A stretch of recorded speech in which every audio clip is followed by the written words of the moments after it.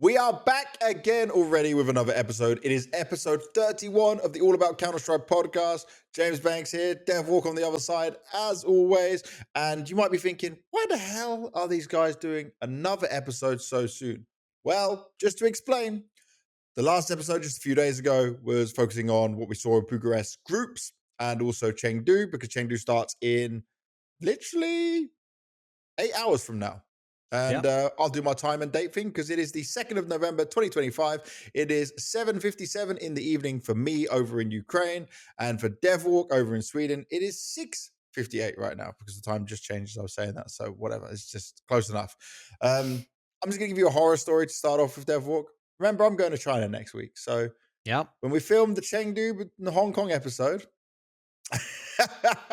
you're on the crazy wake-up time. If I'm honest, we've already done this joke. We've already done this part because we had a technical issue, and I can't get it out of my mind. You can't get it out of your mind. So we're essentially redoing. It was like 40 minutes ago we started this episode, and all the files got lost into the ether of the internet. So yeah, you're trying to tilt me by bringing this up again. I was trying to keep a straight face and stay happy throughout all of this. I couldn't, man. I couldn't fake it, man. No, but yes. Last time I reacted in a way when you said that, I didn't know. Shock, horror. Yeah, it was shock. It was horror.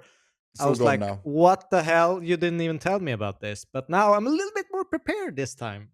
But I did tell you. Now you know everything. Yeah. Everything's happening. It all makes sense now. So that's where we are.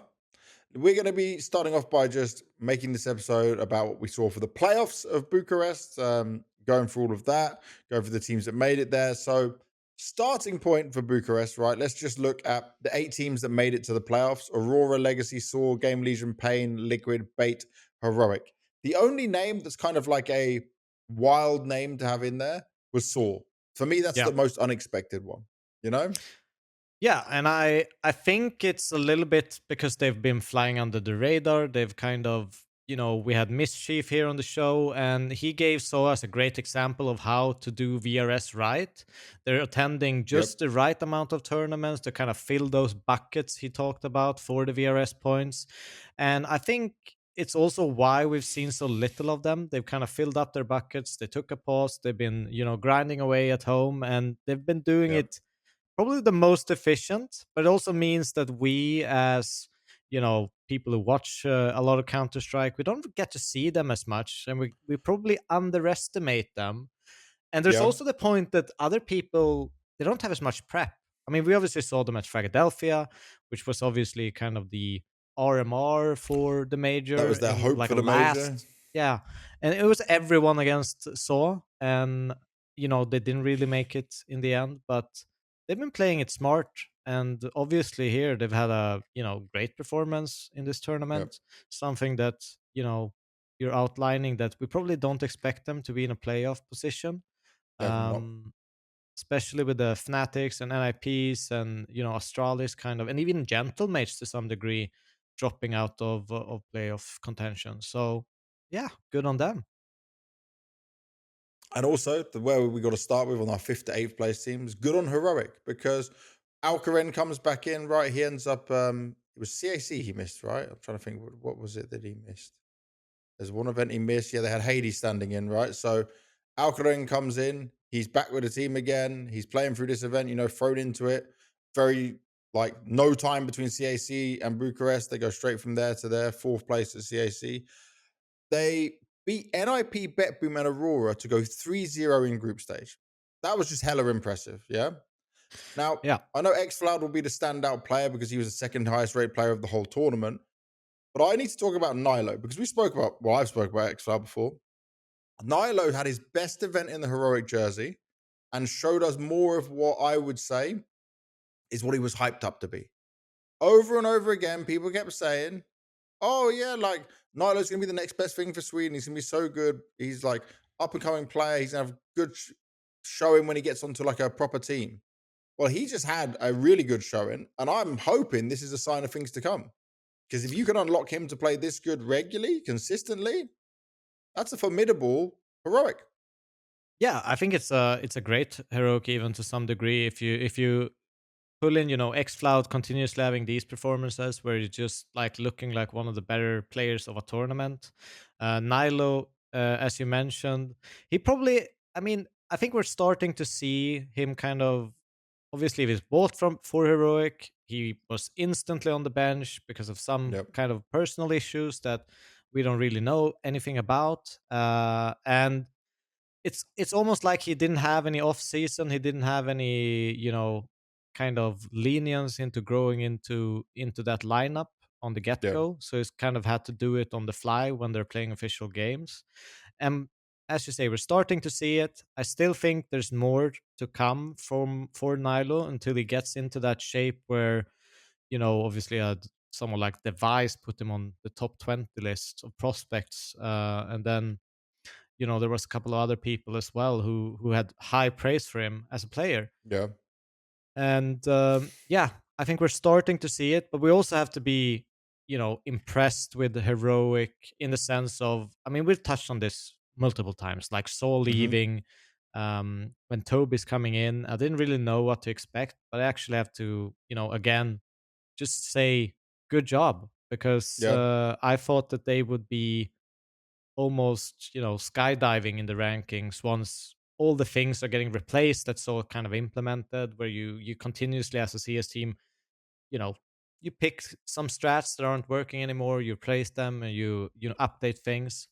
And I thought that that would be their downfall, but it's started to look reversed. They're climbing their way up, they're getting back into shape. I still think also, if we look at like this last game in the playoff, I GamerLegion. look Yeah. at it, yeah. Youngster for me has always been the kind of, okay, if he has a great game, they're gonna actually be able to compete against anyone. If he has a bad game, they're Yep. gonna struggle a little bit because we're starting to see a lot more consistency from Nilo and xCloud. So if he, yeah, like so if he was the one also there where you've got Nilo, xCloud doing their job, playing very well, getting the input you need out of Alkaren as well, just being on the AWP. If Youngster can have a good game, it's very good. But if he's struggling, that's the drop off point. Yeah, I think, I mean, it's not on him necessarily as a solo individual, like it's your bad they lost or anything like that. I think it's just Yeah, he he can has be the that difference X maker. factor and be the difference Hmm. maker to kind of push them over the line. It's more in that scenario, and if he can find consistency, they can be a really scary team. And I still think this is considering all the change they've gone through, like losing Tanir, obviously Yeah, changing into having Alkaren not there, and that like this is a good performance they can be proud of, and they're still making steps in the right direction. 100%. I still think they can be a dangerous team to many they end up facing. Um, from heroic, we can go to bait because for me with this, bait's run here was pretty good. Astralis, 3D Max beaten, they lost the pain, then they beat Legacy, but then they go to Aurora. Now, Aurora's always a tough team, but my biggest question to you, because I don't have an answer for this. MPL right now was on the sky high when he was IGL fragging. Yeah, Yeah. he was so good. Is there an adjustment period needed? The fact that like, should I expect him as a viewer to be doing even better now he's not IGLing, and then seeing him have not a lesser good tournament, but just not his usual level? Is that a factor because of all this change? Yeah, I think there's two factors. Number one, I know that he went out in an interview and even said that Alex views the game differently compared to him.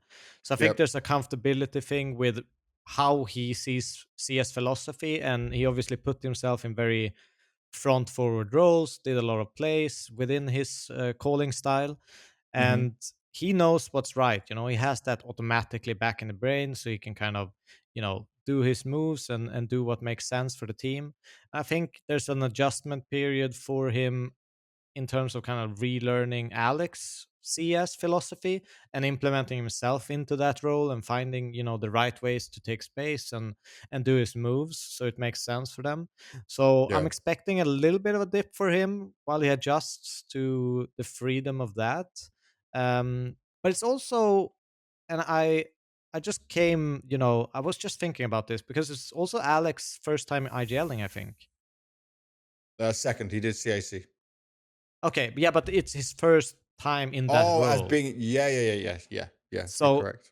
there can also be a little bit of loss in translation in that terms, where he probably needs to help out a little bit as well Hmm. in this transition period. So it might be a little bit like that, where he's trying to fill in into a philosophy where he isn't really comfortable as well.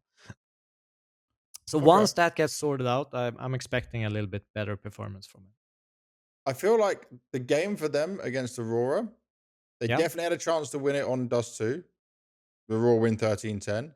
Mhm. They beat him on Mirage, but then this overpass, you start CT side, that's a gift, and you lose 3-9. Like this overpass, they got blown out of the water.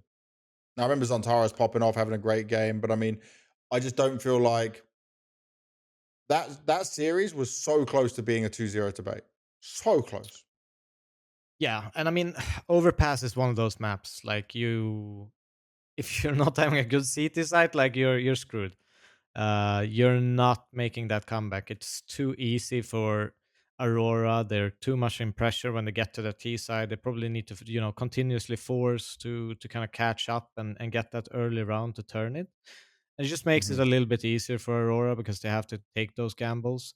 But yeah, I mean, CT side is everything. It's like an old school kind of nuke scenario where, even thinking back to like 1.6 or early CSGO days where you would very often see like 14 ones, 13-2 CT sides, Oh, where it dude, was I'd be happy with MR15.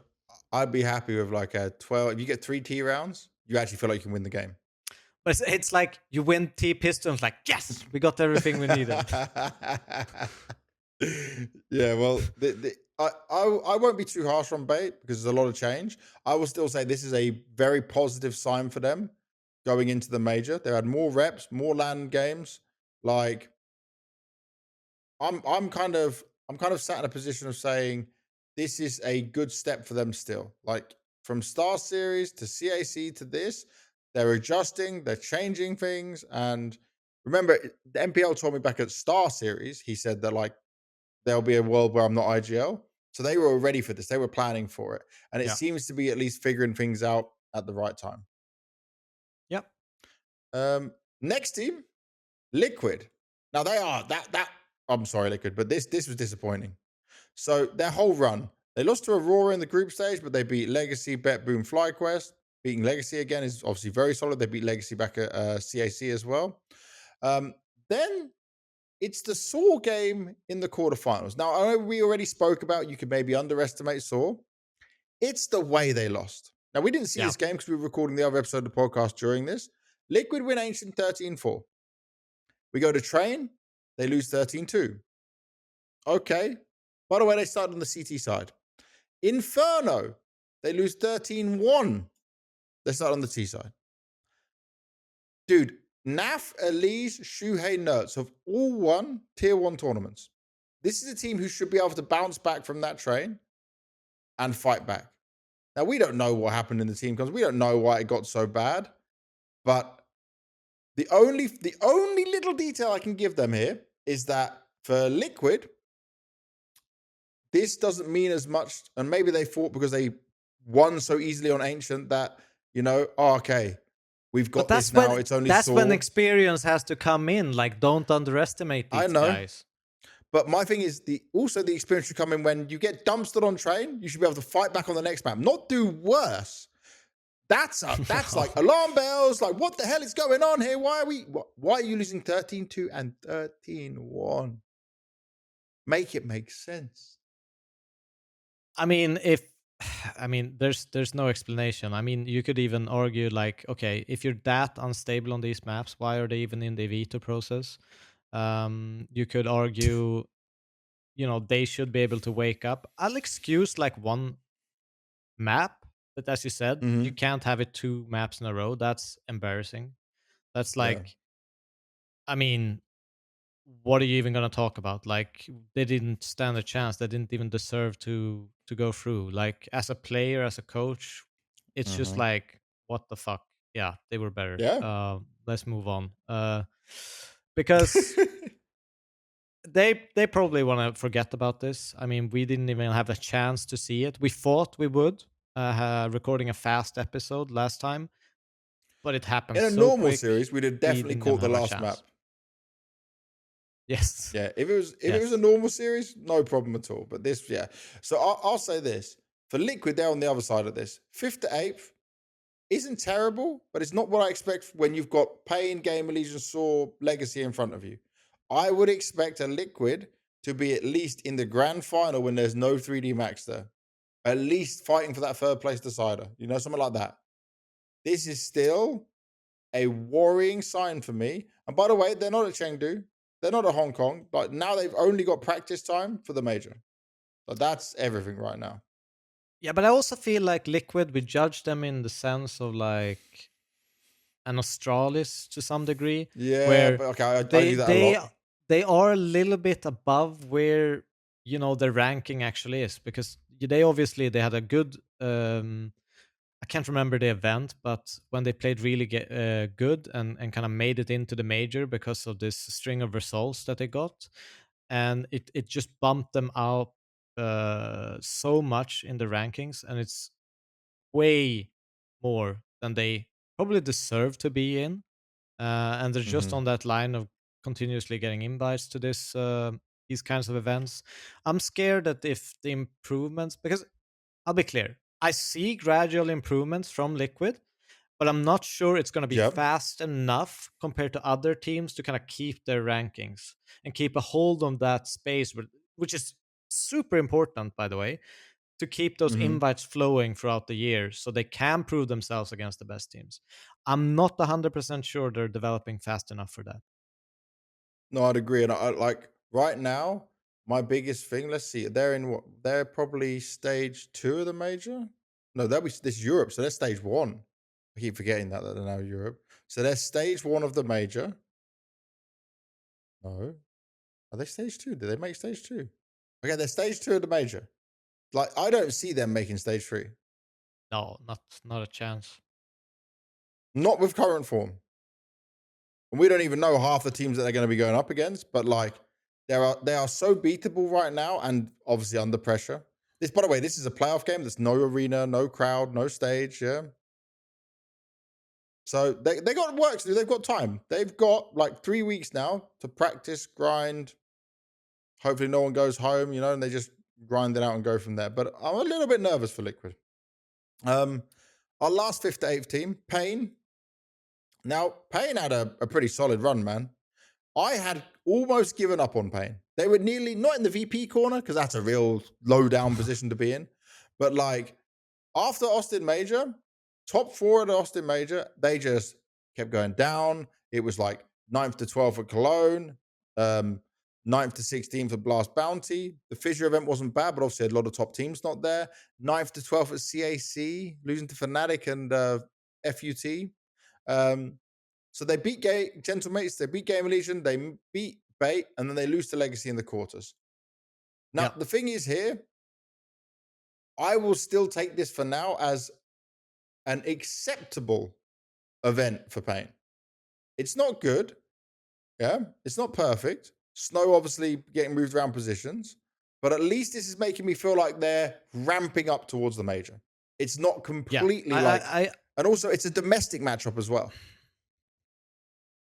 I think the biggest worry for them is they don't look like they have synergized yet as a team, whilst they are looking better as individuals, where they Hmm. just shoot harder in the rounds. It just doesn't look great as a unit. I think that's what they need to kind of grind out and find a way to work better together.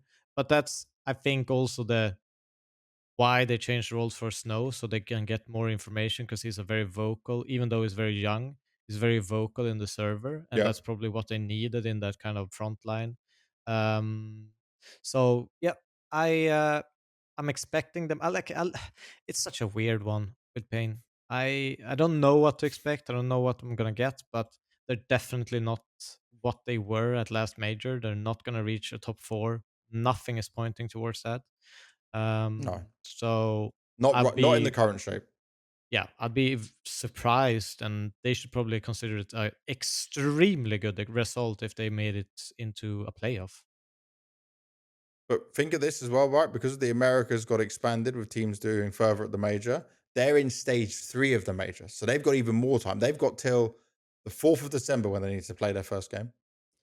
Yeah, They got a but it's long time to be ready. but still, you look at a stage 3 of a major and you put Pain in there with some of these Oh, teams right that they now. might be facing, like Vitality, Spirit, Mouse, like Falcons. No, I, I don't Yeah. see them getting 3 wins in that kind of bracket.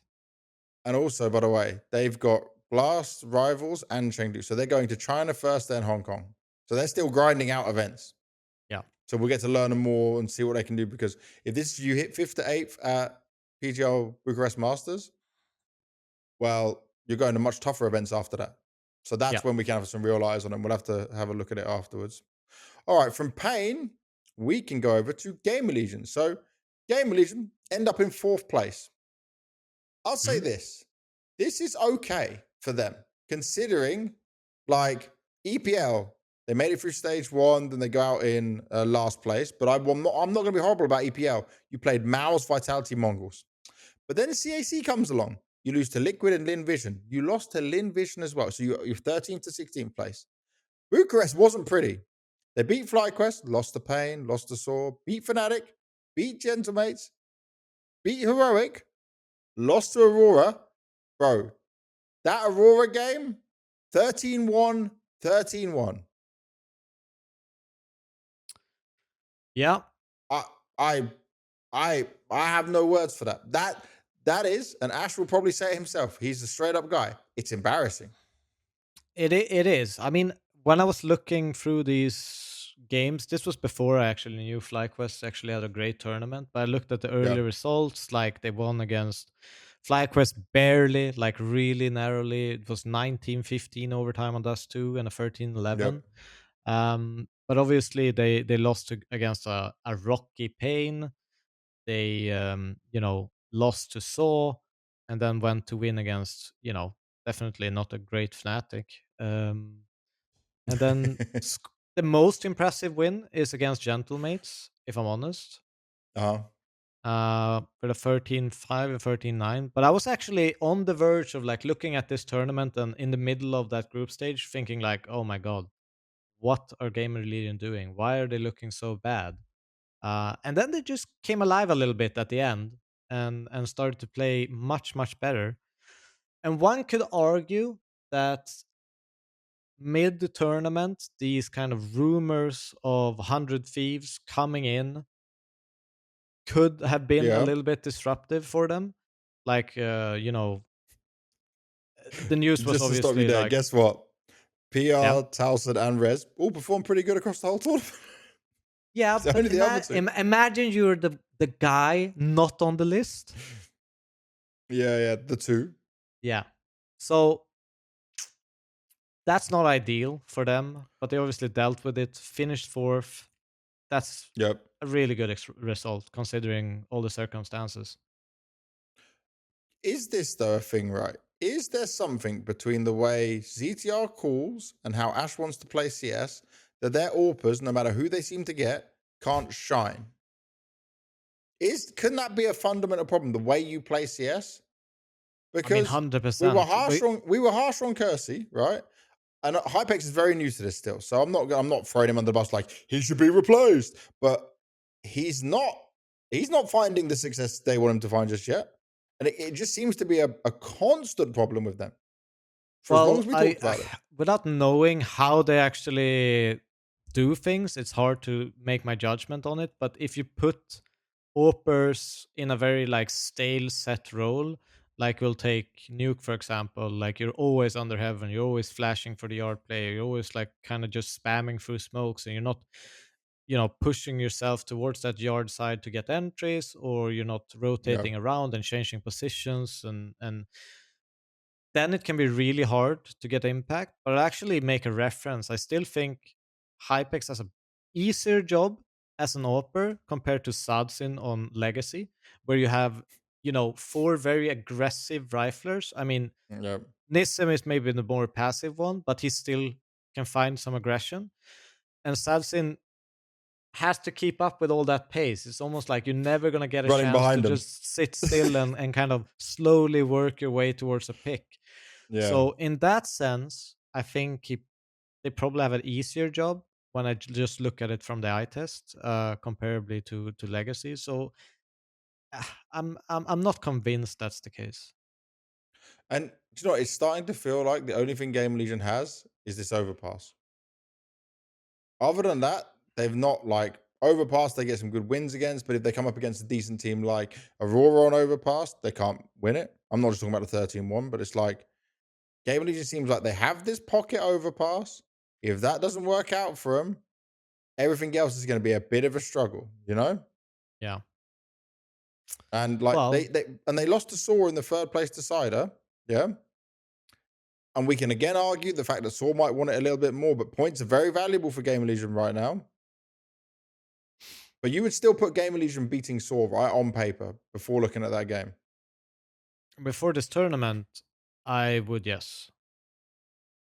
Yeah, you see, and that's how far Game Legion can seem to fall down. I guess I wouldn't say I'm worried for Gamer Legion. They'll be in stage 1 of the major. They can try and ramp up there. But like they need to start showing something a bit more than what we're already seeing from them. Well, I And I know guess it's only been EPL, CAC, and PGL now for where they've had Hypex, but yeah. I'm guessing it's boot camp time after that because they do love a boot camp. We even filmed the episode with Ash and he was on boot camp. Yeah. I think the disappointment for me just comes from like they look to be a team that could take down like the Giants every once in a while or play close, and they were this close, continuously being that pool of top 10. Yep. And now it feels like they're slowly going down or kind of Yeah. Just hanging stagnating. in there. Just yeah, that's probably why you're, because I mean, before they'd probably be up there with Aurora and Legacy, up in a final spot for me. Um, and they just had this opening problem and never really found their fifth to gel. Yeah. But yeah, I mean, it's also because I mean, PR is probably one of the biggest talents in the scene right now, and feels like they should get a People little gonna bit want more him. out of it. Yeah, People gonna want him. The story of Gamer Legion losing the either good players or a couple of good players and trying to rebuild from there.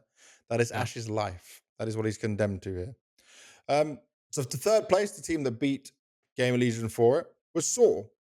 And I'm just so impressed because I didn't expect much. Now they start off losing to 3D Max, who didn't even make playoffs, right? 13-5, 13-8. But then they go on this tear. They beat NIP, they beat Gamer Legion, they beat Aurora, they beat Liquid, then they lose to Legacy in a very close game. Up until the Ancient, because they can't play Ancient, but they could have won 2-0 and been in the grand final. That nuke Yeah. was in their hands.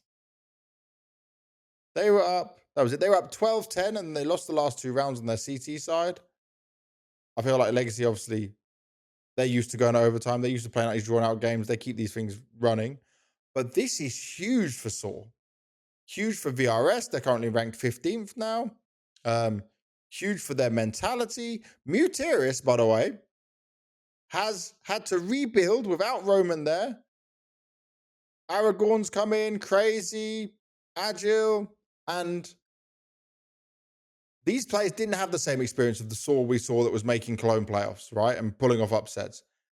This could actually end up being the best Saw we've seen ever. And that might sound crazy to say, but I'll just throw that out there as a possibility. I'm just gonna check what the ranking was at the very, very best. So around 14, 15. Okay. That's after their clone playoffs, I'm guessing. But then hear this. They're not at the major, but what they've definitely done is secure themselves invites for early 2026 events. And if they can keep this up, if they can stay grinding, because do you know what they're going to be perfect for? Any team that's practicing for the major, they're going to practice against Saw. Yeah. I'm hitting up Saw and I'm saying game, game, game. Yeah. And as long as they're playing well in practice against teams, they'll get some good practice themselves and be really ready for next year. They can sit back and watch the major and think, next year's Cologne, we will be there. And I guarantee they must be so motivated right now. Yeah, and I mean it's impressive because they've really planned their year out in a good way. They found, the talents. Mutter is Yep. taking on that in-game leader burden. I'm not sure he was an in-game leader ever in the past, but Was it Roman before? I always forget. well, I'm not actually sure. I might be lying No, about it that, might it but I might have been. It also might have been him lied. always. It might have been him always. I also lied about 14th. They were ninth at one point with the it was you jerks and Arasdose. Um, Hmm. at least on HLTV. But Okay. yeah, I think there's a reasonable shot they could actually make it to be the best saw we've seen. I think they've got a lot of young talents, a lot of They seem to enjoy Counter Strike together and seem to trust each other in a way that's Yep. just refreshing to see, I guess. And they've been through some ups and downs with this saw team, for Yeah. sure. Yeah. This is a meteoric rise for a team of their level. Yeah, And this is where if you get a little bit more um, practice under your belt, a bit more confidence now from this event, I can see them doing not like super well, making playoffs of some big events, but I can just see them steadily being a team that can be competitive. Like this is now a team you can watch out for a little bit, you know? yeah, I truly believe that. But yeah, I've just got praise for Saw. I'm definitely I'm in on what I saw. This was really great. This was a run that they were probably more motivated than some other teams there, and rightly so. But they used that to their advantage, and they even took down a Liquid. They even took down an Aurora, right? And they were yeah. going all the maps against everyone. Three maps, three maps, three maps. They can't play Ancient. This is true. Ancient is like a no go for this team, but that's not terrible. That's not terrible at No, all. it's a great result. They played all the best teams in this tournament, Yeah, they and had the they hard played. run.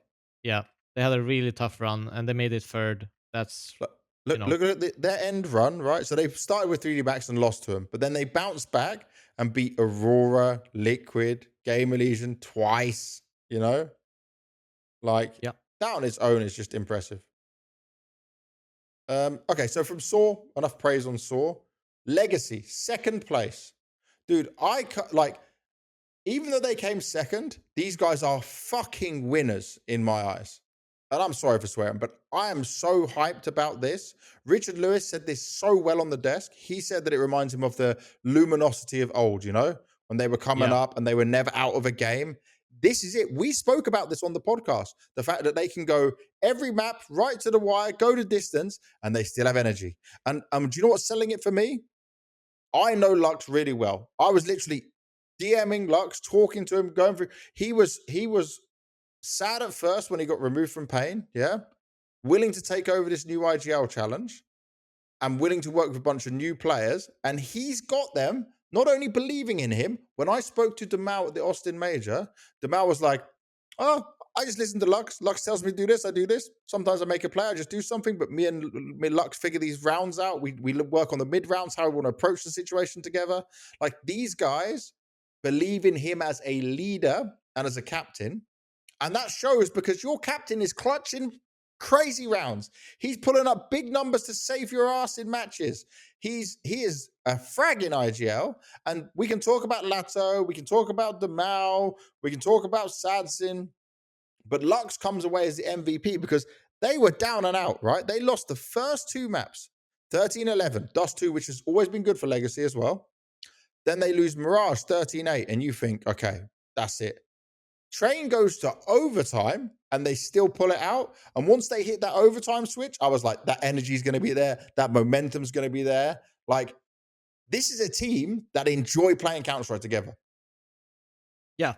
I also have to kind of step into this Lux hype because when I see him play, like especially Dust 2, like he is incredible at taking map control. He swings out short on random timings when he gets the information that he wants. Like he reads the game so well, but he's constantly getting entries. Like he's constantly, what your star player is supposed to do. He is just putting himself into that role and doing it so well on the T side.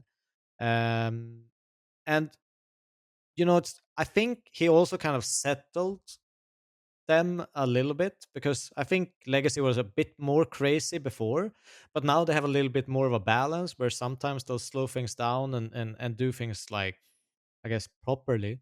But Hmm. I like what they're doing. I think they have a better balance. I think, um, but it's not only Lux. I mean, all of these players, they clutch like all the time. Like, doesn't matter who you put in a clutch situation.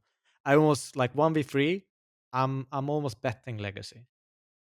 Yeah, yeah.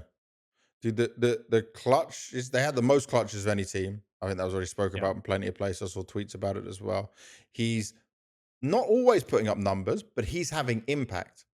yeah. Like some of the games, I think I need to just go back through the board for it.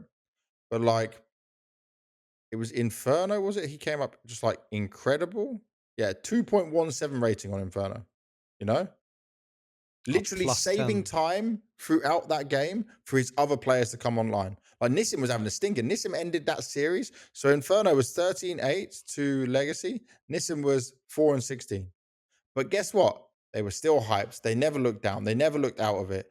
Legacy is a team that if like remember after Austin Major, they did slow down. They dropped off. That CAC win kind of came out of nowhere. Yeah. But now, doing this, pushing Aurora like they did, coming back from a 0-2 deficit with some very young players, like the average age of this team is 22 and 23. Let's just say 23. Um, they're not used to all this. They're not used to this. Like Lux is probably the only one that's used to a bit of it from the pain days.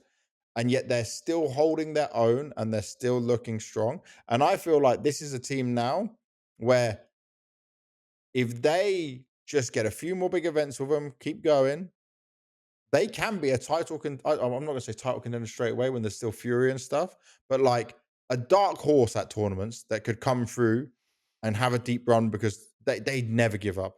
They're so resilient. I never I see them tilted. No, they're just enjoying playing Counter Strike together. But I think for me, it's almost like going into the major. Imagine you're like a stage 3 team. You're a G2 or whatever, and you get drawn Legacy. I'd be scared, In a best like, of one. Yeah. because it's so relentless that we even saw them against Vitality, where they just destroyed them on an Inferno. It was like 13-1, 13-2, or something like that. Yep. Yep. And so they have the capability to do it, and it's really hard to stop. It's almost like a little bit like a B&E to some degree, that they're so aggressive. They are relentless in what they want to do, and now I think they're playing a little bit smarter, a little bit more organized, and they could definitely be a scary one to face. I think honestly, it's probably, I'd rather play an established top team than just get a Yep. Legacy where I'm almost expected to win against them, uh, Yeah. because they're gonna come out swinging, and like you say, they never give up. And when I say they never give up, right? To go through this on their matches, they lost to Liquid to start off with. Obviously, they lost to Liquid back in CAC as well. Beat Gentlemates, beat Astralis, lost to Bait. That puts them in 2-2. Then they beat Yep. FlyQuest, dealing with the pressure. They beat Pain in a derby. Lux's old team is Pain. There's going to be some moments there, right? Then they beat Saw across 3 maps. And then they go all the maps against Aurora as well. Now, But it's they, even like I even said, this thing, right? They keep losing maps against a lot of different opponents, but they always kind of finds a way to win. And I think yep, that just speaks so much volume about these guys. Like, I mean, it's almost a role reverse if you look at Aurora, where yeah, sometimes you look at them and they're just like, how the fuck did we lose that? And yeah, you know, you look at Legacy, they're smiling. Dumao, he was losing a clutch that was super important for the game. He was still smiling after he lost a clutch. yeah. So I think it's just a complete, yeah, they're an exciting team to watch, I think. And look at this from the Aurora perspective. They don't have someone within the top 10 of the highest rated players of the tournament, but they have Mhm. Lato and Sadzin, 1.11, 1.10. Yeah. Then they have Demau and Lux, 1.07 each. Like, this is a close team. Anyone can pop off in any game. It's not one player taking over. It's the teamwork. It's the support. It's the belief, it's playing off each other. And that's what some beautiful Counter-Strike can look like, even if it gets sloppy at times. And I think if you just refine some of that calling some more, yeah, if you can dig yourself out of a bad position a bit earlier sometimes, they then could start walking some teams. But I still want to see them against the very elite, you know? Yeah. Like that's the next thing now. Is like, let me see a Legacy versus a Spirit or a G2 or a Falcons, a Navi. Like that's the next step for these guys. Yeah. 100% agree. I think they great tournament. Yeah, it's just fun to see them. Now, do you know what's crazy? Because I will hype up Aurora. I am an Aurora enjoyer in some sense. But we were so down on Aurora because of recent results, yeah? Because we expect more from them. We expect better from this set of players. This is Maja, Xantares, Woxic, Wicadia, Jota. I expect more than what we've been seeing. And I'll say this, they won the tournament. They deserve to win that tournament. It's amazing. But I think like I'll bring up Moses' tweet because he summed up what I want to say almost perfectly.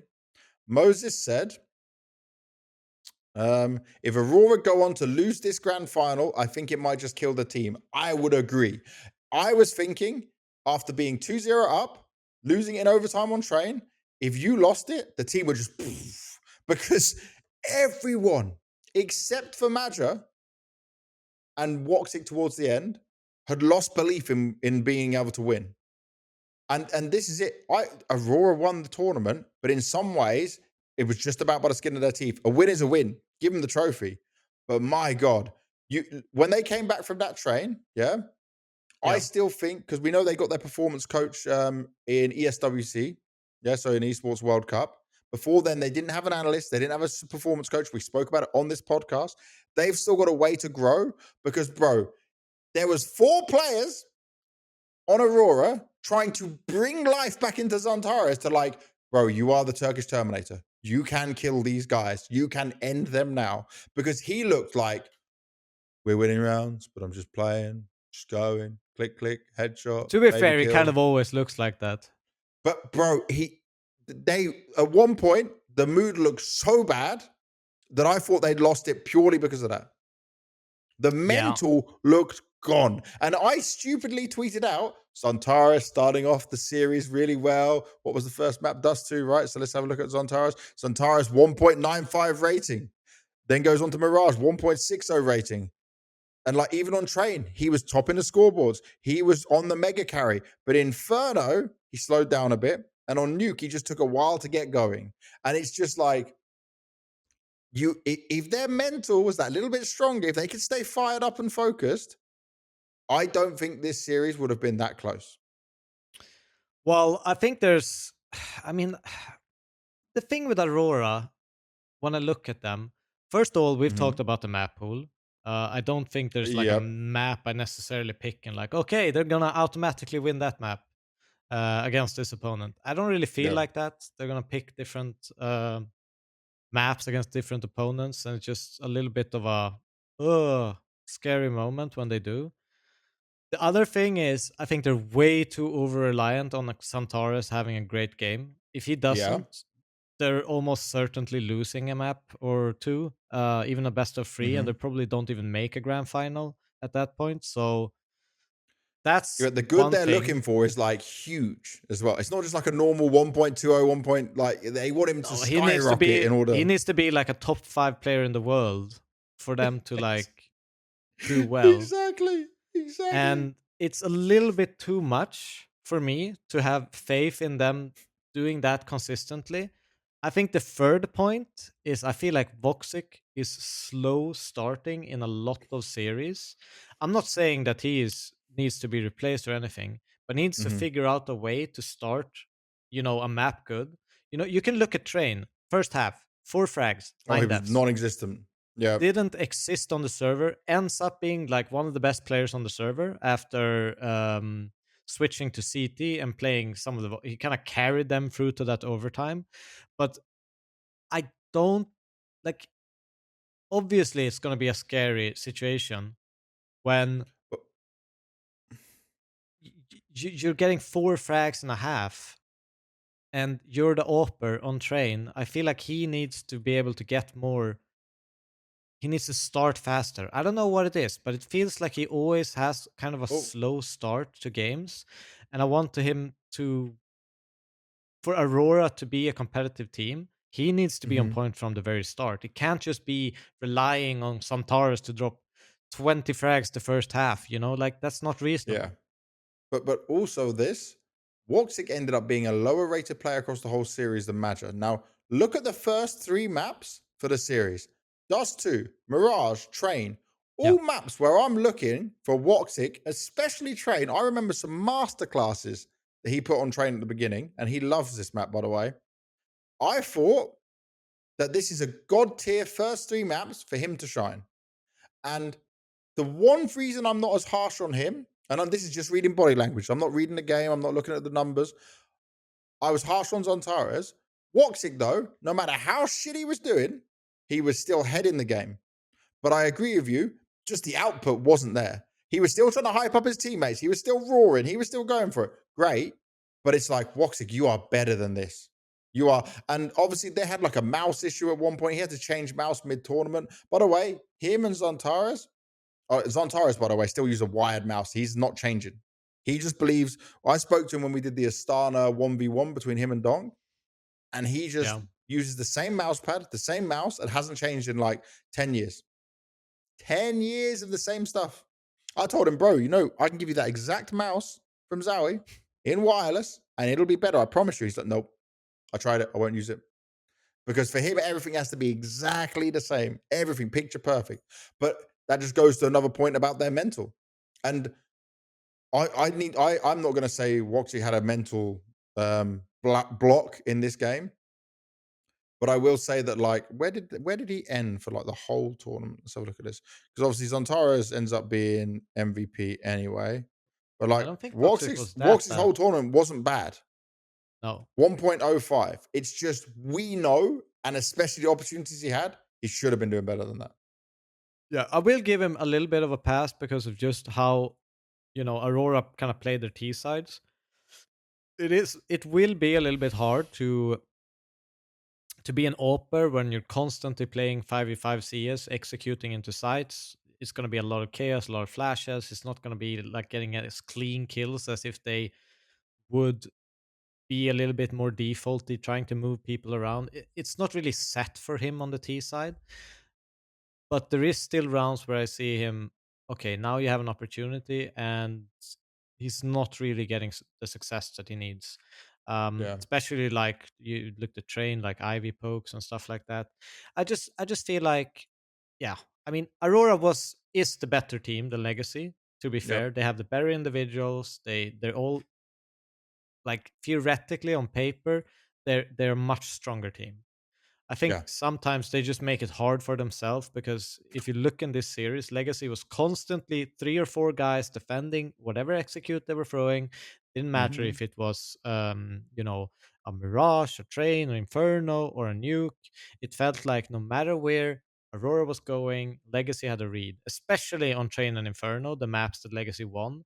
hmm Um, you can look back at this demo, and I swear there's probably one execute on B that Aurora did where there was 2 players defending. The rest of them was 3, and even Train, the inner bomb site executes, constantly 3 people defending against them, yeah, constantly being in the right positions, and they just shot harder, and that's why they eventually, were competitive. But against an even skilled team, they would have lost. yeah. Against the elite team, they definitely would have lost as well. Yeah, This is it, right? Um, This goes on to another point. This is the third final they've had this year. This is the weakest set of teams they've had to face. Yeah. So I feel like there's definitely was them believing that there is a curse. Maybe some Turkish people can tell me, is it not, do a lot of Turkish people believe in like curses and superstitions and stuff? Someone tell me in the comments, because I would assume so. well, like, look at this. Blast Bounty Season 1 finals. As Eternal Fire, they go up into the finals against Spirit, they lose. Esports World Cup again. It's like the next side of the season. They go up against Mongols. That's a good opponent for them to face against. They lose. Yeah. Now they win at Bucharest, only just, which is great. But like, do you know what the beautiful thing for Aurora is here? They've got no more events until the major. So You now know you can win a tournament. Yes, it was against Legacy. Yes, it wasn't against the most elite players and teams in the world. But you are capable now. This Yep. curse has been lifted. You now know you have what it takes. Now, you're still not where you need to be, but this should give you everything in terms of looking at games, in terms of looking at mentality, of talking to each other as a team, because winning this is the thing that can save them to go back to being a playoff team at a major, say, for example, we saw Copenhagen, because they didn't make playoffs with Shanghai or Austin. So, yeah, this could give them a chance for that. But what I need to see now is Major, not the player, but Major is going to the Major and going into 2026. They need to go back to being a playoff team, or a change needs to happen, because this is still a win. I'm hugely positive about what I saw, but this was not against a strong set of teams. Well, I think the blessing in disguise, they have a couple of weeks time before the major where they can kind of look at these demos, look at themselves, not their opponent, but it's obvious that teams are reading them and putting them into difficult situations in terms of the calling. Even though they're winning some of these Yep. rounds, I mean, that's great, but they need to more often put themselves in an advantage situation instead of constantly executing into a heavy defense. So I think that's what I would be looking for. And maybe they could come in and surprise a couple of teams where, they've changed up some of their patterns and kind of, tricked people into prepping against them. And yeah, I just think that some of their tells needs to be worked out a little bit more and changed so they're a bit unreadable to some degree. Yeah. Yeah. The last thing to touch on for this event, Xantares MVP, 30 years Yeah. old. Yeah. Been a top 15 player back in 2024. Other than that, has never made the top 20 players of a year despite great performances, because they were never getting trophies. He was on pretty rough teams, right? If you think that he went from obviously the Space Soldiers into Big, into now Eternal Fire Aurora. Second ever MVP, but his first one was an online one when it was like the COVID era, and it was with Big at that point. So Big or great online, fair enough to him. But this is the one that matters. Getting an MVP here was almost a must for a player of his caliber. Huge congratulations to him to finally being able to do that. Yeah.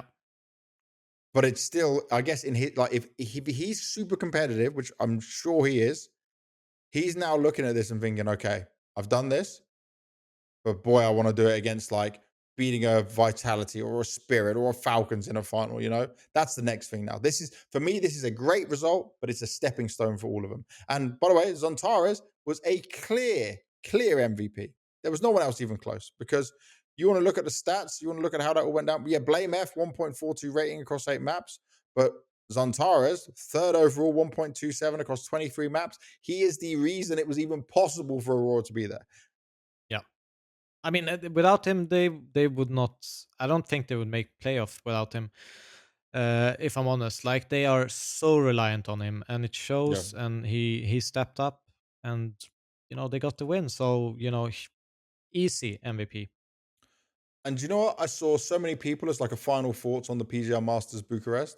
So many people said this is one of the most enjoyable Mm. tournaments to watch, because it was wild, it was exciting, it wasn't just the same old teams we see. This is the beauty of what we have. And guess what? PGL have announced 8 more events, or 16 events, I think it is. Let me just make sure I get the numbers correct. In 2017 and 2018. So let's have a look. You saw this, right? Well, it was yeah, I did see it, but I did not count the actual Oh, amounts of events. I just 15 tier 1 events planned for 2027 and 2028. That's huge. All tier 1 yeah, events. Like that, dude, in the beginning, PGL 1, 2, 3, 4, January, February, March, April in 2027. And the same for damn, 2028. They're cooking. But there will be some overlaps, by the way. There will be some overlaps. And they're also doing August, September, October, November. One of them obviously is going to be CAC each time, so that's a Perfect World in China. But they work together on all this stuff. But yeah, yeah, they're cooking. It's exciting times. PGL, even if maybe the viewership was not the best, even if it was not within an arena, this was a good event for people to enjoy. This was a great event for the Turkish community. Oh yeah, I actually I enjoyed it a lot, even though I didn't get to work it in the end. I just had to sit here, be in Yeah. recovery mode. By the way, I just checked HLTV. Big is actually in a grand final for an ESL Pro League spot against Yes, M80. against M80. I'm surely M80 win that. Surely. Wow, Big is in the lead. So we'll see after when this gets released who actually won. Yeah, let's wait and see. If you want to talk about another event that was going on, right, I'm going to give a little shout out to. I'm going to bring up the result. I was actually watching this while I was in the barber today. Oh, Epic 46 VRS event, by the way. Yeah, UK land in Kettering. The playoffs had a $5,855 prize pool. Nemesis ended up winning. That has Thomas and Crucial on alongside Nexius, the old OG player, Noti, and Tien from Poland. cool. They won 2-0. And I'll just say this.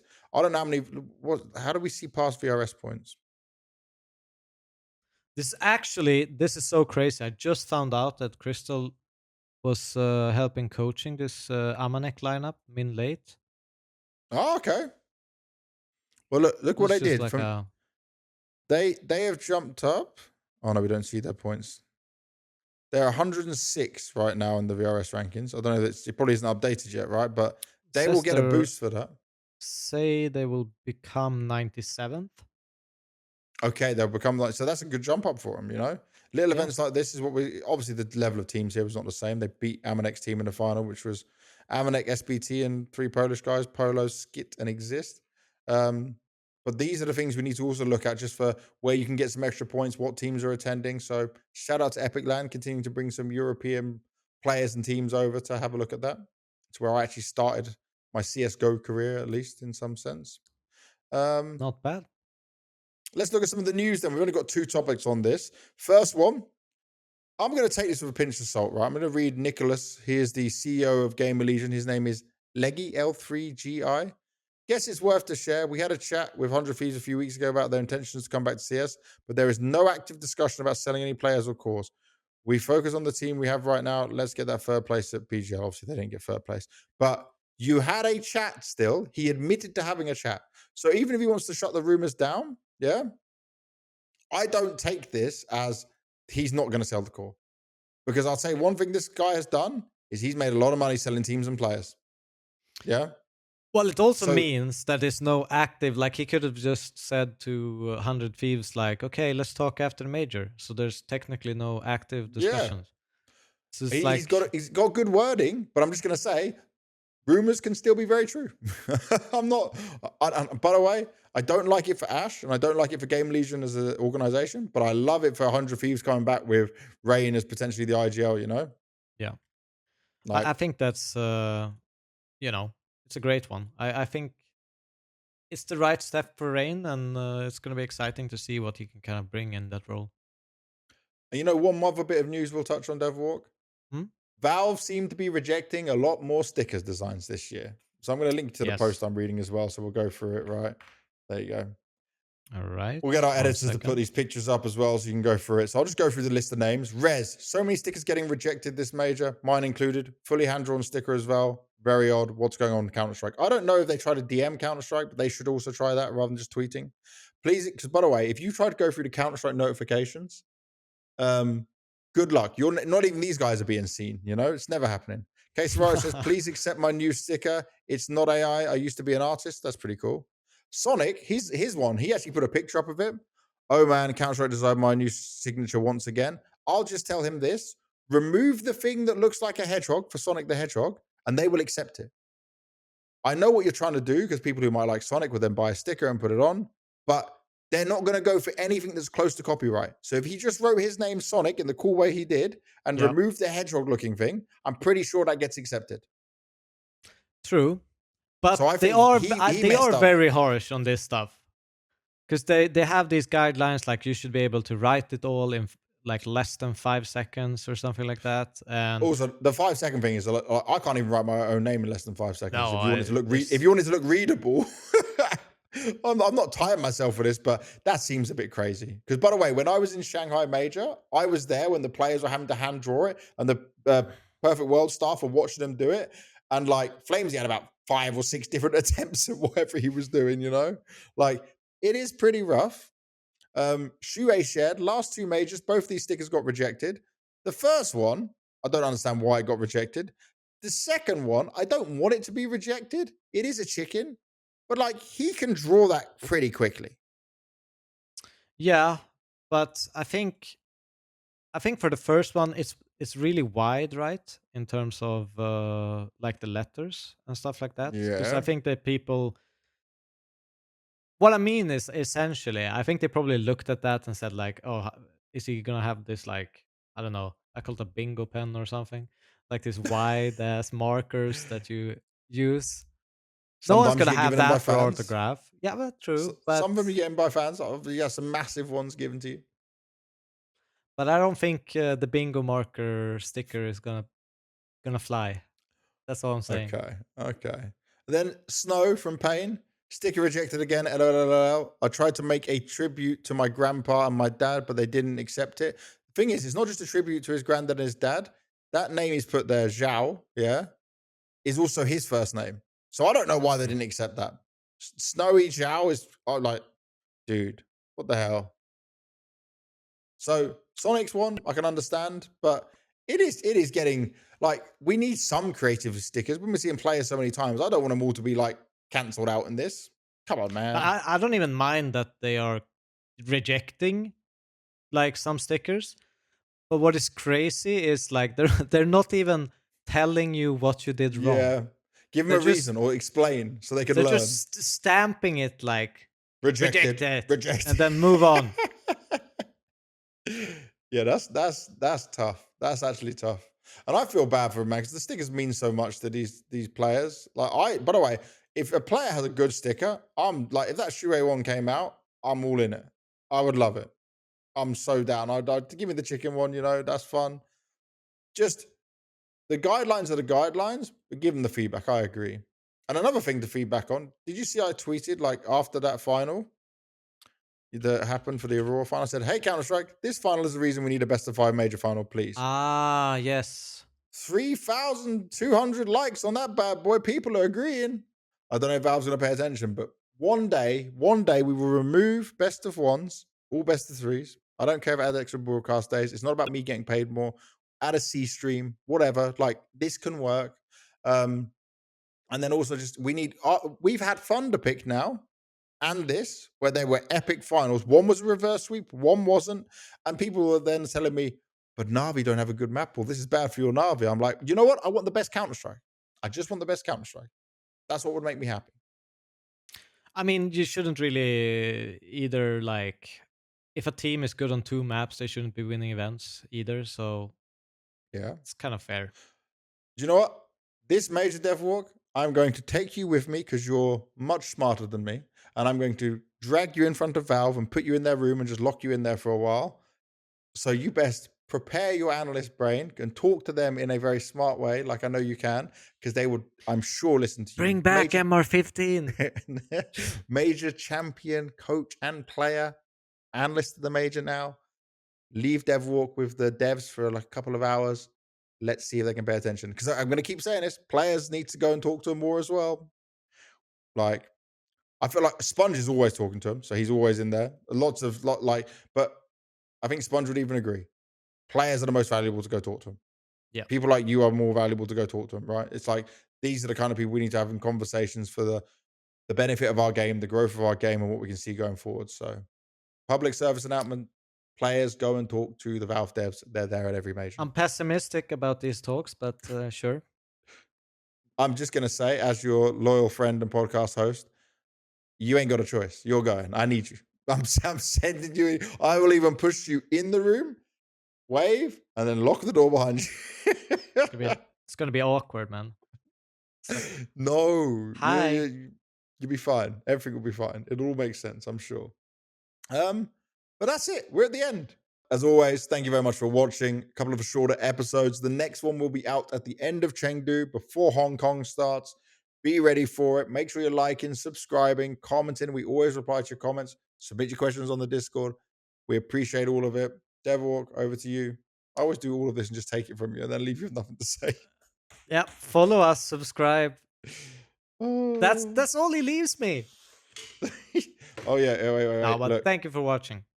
we can leak. It's coming. It's coming. It's coming. It's a Goodbye. bear.